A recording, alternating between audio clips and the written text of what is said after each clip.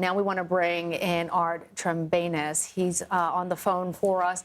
He's a professor of marine science and policy at the University of Delaware, and he's previously worked directly with the company OceanGate and even knows some of the 5 passengers who took this trip. Art, a lot is being made about OceanGate and how very experimental it was. But these are, by their very nature, as we heard from Heather, explorers, adventurers. Talk to us about OceanGate, the risks that they were willing to take, the risks that the passengers were willing to take. And do you know how wide-eyed people were going into this? Yes, well, this is quite a continuously evolving situation, particularly with the latest news there from the Coast Guard. It helps confirm to us that this is perhaps in the right spot. We've got to wait and see if what they find from the debris really correlates to Titan. The folks involved in this kind of exploration are driven by all the same, human urges that we have that, have taken humans to Mount Everest or the bottom of the Marianas Trench or to the surface of the moon to want to better explore and see our natural world and historical sites and wonders.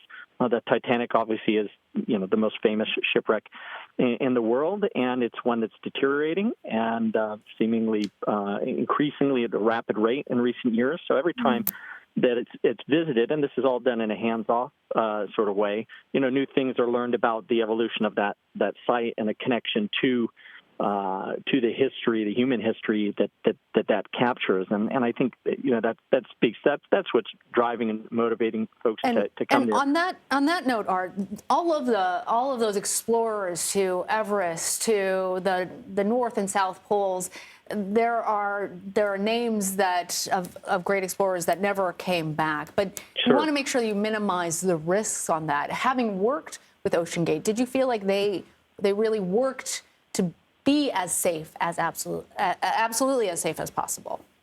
Yeah, I would say in the experiences that we had with them, there was a very high level of professionalism and adherence to safety and risk protocols. We had, a number of times where we would have to reschedule dives because of weather conditions or some small little thing might come up would be enough to scrub a dive.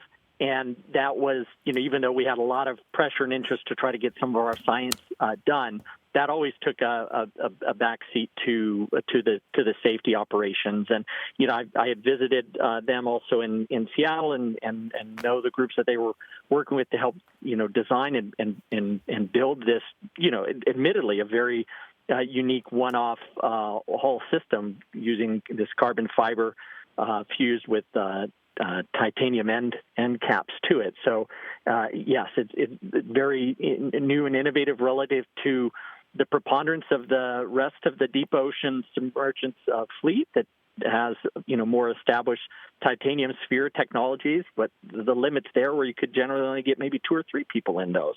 And so it was efforts to sort of push it into this, lighter, faster type of design that led to the innovations that we saw in Cyclops and then carried forward in Titan. Thank you.